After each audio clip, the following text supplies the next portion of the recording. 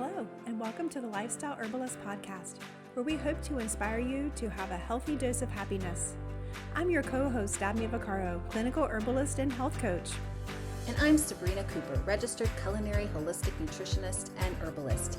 Join us as we dive into the art of herbalism, mindfulness, and healthy lifestyle practices to help you achieve a happier and healthier life. Whether you're a seasoned herbalist or just starting your wellness journey, we're here to provide you with the insights, tips, and inspiration for a more balanced and joyful existence. So grab your favorite herbal tea, sit back, and let's get a healthy dose of happiness together. Hello and welcome to an episode I'm going to call Eyes Wide Open, where we explore how positivity and optimism can transform our lives. I'm your host, Sabrina Cooper, and today we're diving into the power of seeing the world through an open and hopeful lens. If you've ever felt weighed down by negativity or struggled to find the silver lining, this episode is for you. Let's talk about why optimism matters, how it shapes our reality, and practical ways you can cultivate a more positive mindset. Let's start seeing the world through eyes wide open. So let's start with the big question. Why does positivity matter? Research in neuroscience and psychology shows that optimism isn't just a nice thought. It's a total game changer. Dr. Martin Seligman, a pioneer in positive psychology, found that optimistic people tend to have better health, stronger relationships, and greater success in work and life. Why? Because our thoughts shape our actions. If you believe something good can happen, you're more likely to take steps to make it happen. Optimism also affects our brain chemistry. When we focus on positive thoughts, we boost serotonin and dopamine levels, our natural feel-good chemicals. This reduces stress, increases motivation, and helps us navigate challenges with resilience. So if positivity is so powerful, how do we tap into it? Haven't you ever felt like when the days are so dark and dreary, you just don't feel great? You kind of get in that mindset where you don't feel like doing anything, you feel sluggish. But as soon as that sun comes out, what does it do for us? It gives us that hope. It gives us that sense of energy and rejuvenation and makes us want to go out and do things. And it's sort of the same with our heads when we're thinking in those when we get those negative thoughts. So when we start thinking positive thoughts, we start to feel good, and that's when things can actually happen for us. So tapping into it, how do we do it? One of the biggest myths about optimism is that it means ignoring reality or pretending everything is perfect. That's not true. Optimism isn't about denying life's difficulties. It's about approaching them with the belief that solutions exist. And it's not always easy. And if I'm being honest, I know that it's not always easy to be optimistic and positive all the time, especially with what life throws at us on a daily level. And every day, things are changing. But here are 3 mindset shifts to help you see the world with eyes wide open. The first one, reframe the narrative. Instead of thinking, this is happening to me, like, why is this happening to me? Think, this is happening for me. Wow, why is this happening for me? Even tough situations can bring growth, learning, or unexpected opportunities. It's hard to do in sticky situations to think, not think, why me? But in everything that we get thrown at us and everything we take on, there's always a silver lining. There's always a lesson to be learned. And so we should kind of approach it like that. Think, this isn't where I really wish I was, or I really wish this wasn't happening to me, but why is it happening, and what can I do with what it is, and what can I do in this moment to make this situation a more positive one? Because you know what? Maybe this situation will bring something better for us. And it might not feel like it in the moment, but with time, we'll realize when we look back, like, wow, that actually helped me and got me to where I am in this moment right now. And it's a more positive one. The second thing we can do is adopt a gratitude habit. So what does this mean? It means gratitude rewires your brain to focus on abundance rather than lack. So start or end your day by listing 3 things you're grateful for, big or small. And we've heard this probably a lot. And if you haven't, then I hope you can take this into consideration on a daily basis. And if you have heard of it before, it really does ring true, because when we start to think of the things that we're grateful for, we start to change our mindset. We start to appreciate things that are in our lives and look at it with a glass that's full and eyes wide open, of course. And so, if you do it at the beginning of the day, you can even use that as a mantra. Like, I am grateful for the sun shining, the warmth on my skin, and the ability it has to help things grow. And so if I use that in a moment where I'm feeling a little stuck and think of that sunshine on me and the things that I'm grateful for about that sunshine, it's going to make my day a lot easier. If you're doing it at night, you might write the 3 great things that you're grateful for. And if your day was a little hectic and maybe some things were thrown at you that were a little negative, or you weren't feeling great in those moments, those 3 things that you're grateful for can shift your brain in order to give you a better restful sleep. And will also change your mind to make it a more positive one. And all the things that were not serving you during your day will actually seem like a positive day.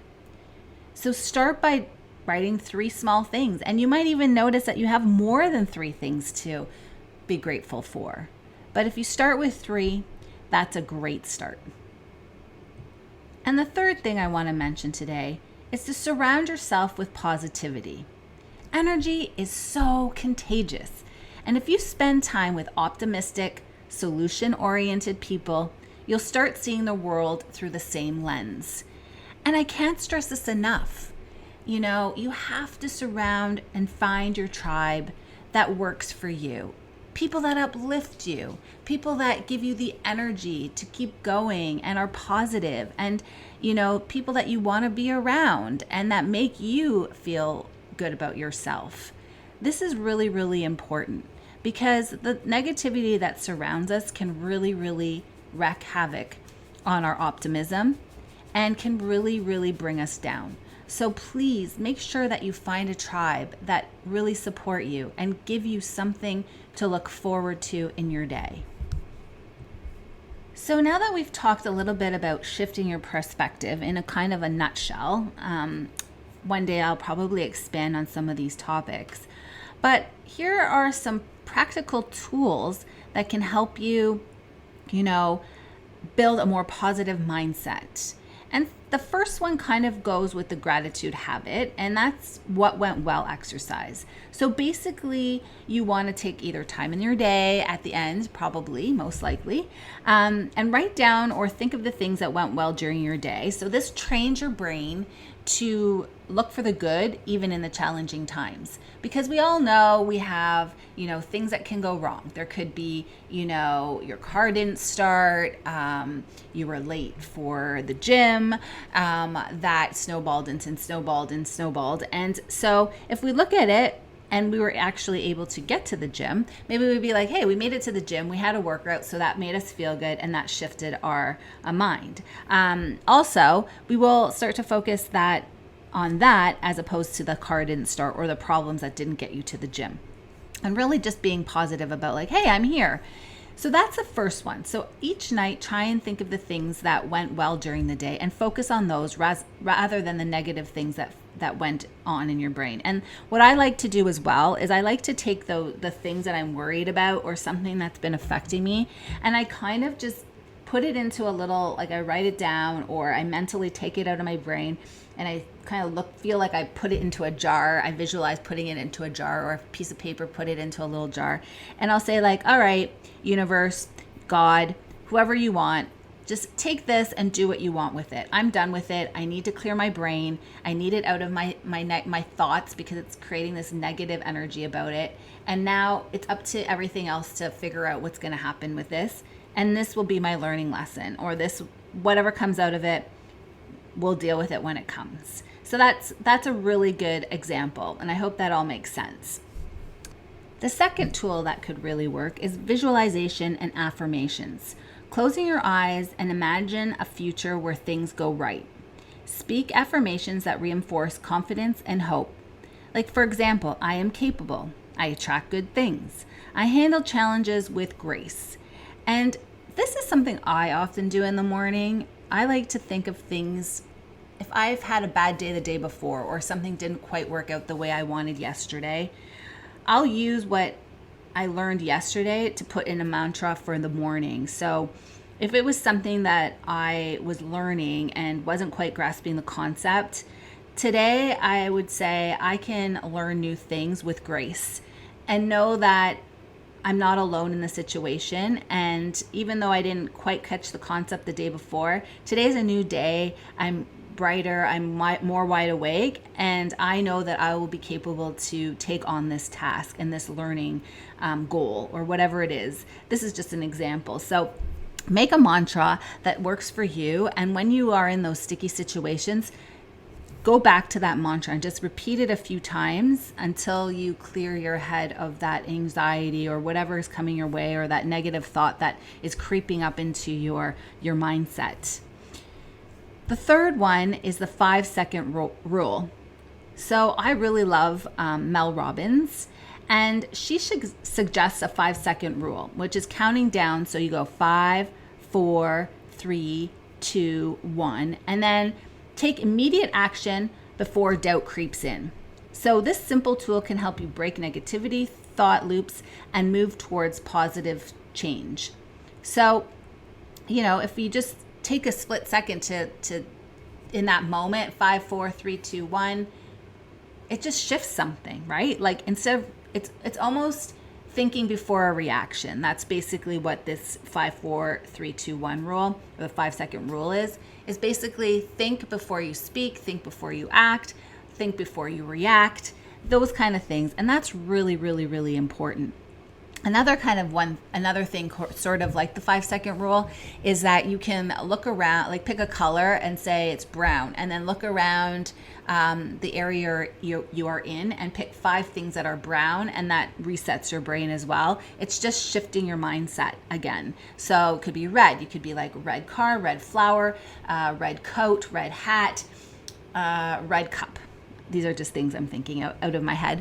But, and then it shifts. It really does work. And you start to, you could take a deep breath, hold it for 5 seconds as well, and let go for 5 seconds. That also really, really works.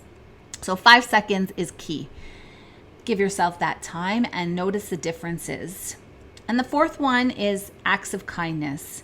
So this one is one that I really, really love, because I think doing something kind for others really boosts our own mood and creates a ripple effect of positivity.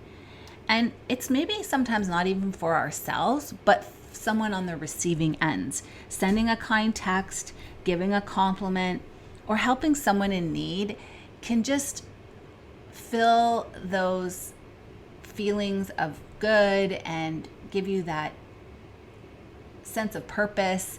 And on the receiving end, you're also going to make someone's day as well. And it could be so easy. It could just be like, hey, I was thinking of this person. I'm going to send them a text I hadn't heard from in a long time.